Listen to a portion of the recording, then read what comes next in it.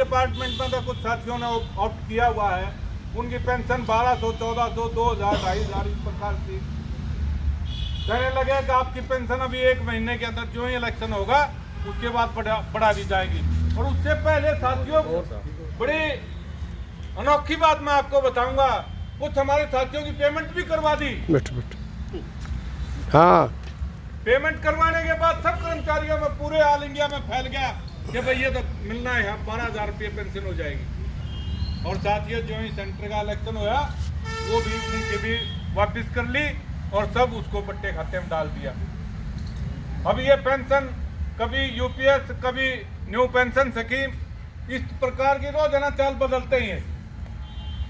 इन लोगों के मन में एक ही बात है कि कर्मचारियों की पेंशन खत्म करी जाए और जितने भी एम्प्लॉय इस हरियाणा सरकार में या भारत सरकार के अंदर काम करते हैं उनका सबका काट पीट करके 20,000 रुपये में काम करवाया जाए।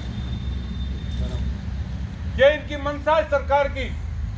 आपने हमारे नौजवान बच्चों को देखा होगा, योग्यता उनकी वो पूरी योग्यता है काम करने की, लेकिन उनको देने के लिए कुछ नहीं है।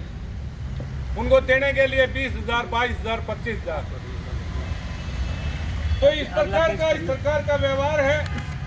अगर आप नहीं लड़ोगे, आप नहीं खड़े होगे तो आने वाली पीढ़ी जो आपकी है उसको ये बर्बाद करना चाहते हैं। और वो बर्बादी का जो सारा जो बोझ होगा वो आपके सिर पर होगा, क्योंकि आने वाली पीढ़ी का है कि हमारे बुजुर्गों ने हमारे लिए कुछ नहीं किया। तो साथियों, मैं तो आपसे एक ही निवेदन करना चाहूँगा, सभी साथी समझदार हैं और वो एक एक करके दूसरे को जोड़ सकते हैं अपने साथ। और ये रिजल्ट इतने फेवर में इनके माता होगा, चाहे वो यहाँ का निगम का इलेक्शन हो, चाहे वो एमसी का इलेक्शन हो। साथियों, आपने देखा होगा आज लड़ रहे हैं कांग्रेस से और कल जा रहे हैं बीजेपी में। तो अपने सही साथियों का चयन करो, सही साथियों को वोट दो ताकि वो खड़े आपको टाइम पर पक्के नजर आए। तो साथियों, सरकार की भावना को आप सभी जानते हैं। मैं इसी के साथ आप सभी का धन्यवाद करता हूं। Very good. और मैं मलिक साहब का भी धन्यवाद करता हूं कि उन्होंने बोलने का समय दिया। धन्यवाद जाते हैं, लगता है किसकी कटौती हो रही है वो तमाम। अब की बार तो मतलब इलेक्शन कमीशन भी गूंगा बहरा अंधा देख नहीं रहा कुछ भी, और सरेआम 10-10 हज़ार रुपये में वोट आड़े बोतल भी दे दी और उनको स्टेशनों पर पकौड़े भी खिला दिए और वोट डलवाने के बाद उनको वापस तक नहीं लाए। मैंने कल फोन कराया कि बिहार से हमारा कोई छूट जा रहा है, अरे कर्मचारी भवन बनाने लग रहे हम, बारे कद आओगे? बोला प्रधान जी नहीं आते हम, बोलो ठप पड़े वो काम हमारा। तो इसलिए साथियों तो जग जाहिर है कि किस प्रकार से आज लोग दिया जा रहा है, छोटी छोटी राहतें दी जा रही हैं। जो पब्लिक सेक्टर है उसको तहस नहस किया जा रहा है। कल देखा होगा आपने, बड़े बड़े प्रदर्शन पूरे प्रदेश में हुए, देश में हुए। लेबर लॉ कैसे अंग्रेजों के ज़माने में ट्रेड यूनियन एक्ट 1926 उसको रद्द कर दिया। देखिए आप, मतलब कुर्बानियाँ दे करके, शहादतें दे करके 29 श्रम संहिताएँ थी, 4 श्रम संहिताएँ बना दी। 44 लेबर कोड थे, उसके 4 बना दिए। तो किस प्रकार से उसको पूंजीपति को छूट दे दी। Hire and fire, fix term appointment Agniveer की तरह लगाएंगे कंपनियों में, भाई 2 साल के लिए, 7 दिन के लिए, 10 दिन के लिए। और प्रधानमंत्री काक पीट रहा कुरुक्षेत्र में कि पहली सरकार है जिसने अपॉइंटमेंट लेटर देगी, जो कितने दिन का देगी ये नहीं बता रहे। उसमें लिख दिया फिक्स टर्म अपॉइंटमेंट, एक निश्चित समय अवधि के लिए रोजगार होगा आपका, मतलब परमानेंट नहीं है, कोई जॉब सिक्योरिटी किसी प्रकार की नहीं है। हेल्थ थी बीमा था, उसको कह दिया हेल्थ बीमा नहीं मिलेगा, अब उसकी जांच करा देंगे। जैसे कैंप लगते हैं ना गाँव में लगते, किसी ने आँख चेक करवा दी, कान चेक करवा दिया, वो शुगर टेस्ट करवा दी और फिर उस कैंप में खा लेंगे, फिर ना डॉक्टर का बेरा ना कैंप का बेरा। तो इस प्रकार से सुविधाएं देंगे, पूरा बाजार के हवाले किया जा रहा है। हमने भी जन स्वास्थ्य अभियान की एक मीटिंग यहाँ करी थी कन्वेंशन के लिए की, उसमें आपका राज्य प्रधान मास्टर वजीर सिंह भी शामिल है, रतन जिंदल भी हम रोहतक करके आए, यहाँ से 12 साथी गए थे सोनीपत से।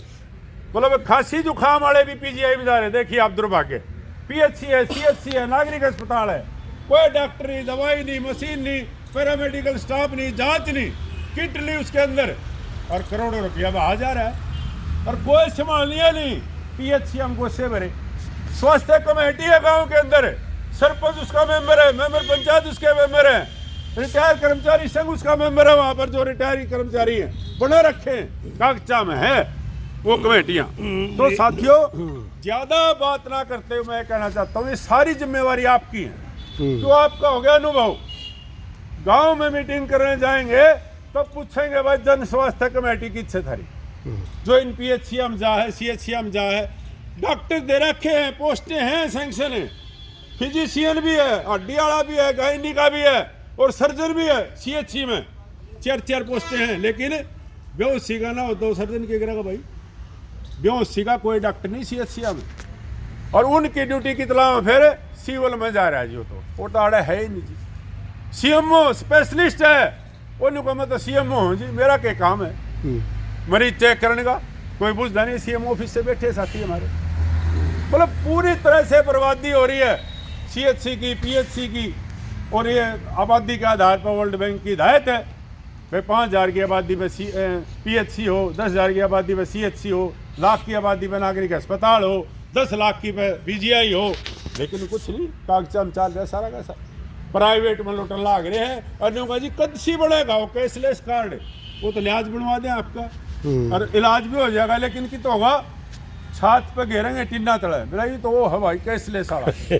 और डॉक्टर कौन सा देखेगा, कौन सा 3 करोड़ में डिग्री ले रहा हुआ जो संभालेगा, उसके कार्ड तो पीछे काटने बस 3 लाख कदली करें, 4 लाख कदली करें, फिर न्यू कहते तेरा कोटा पूरा, अब तू और कितने जा।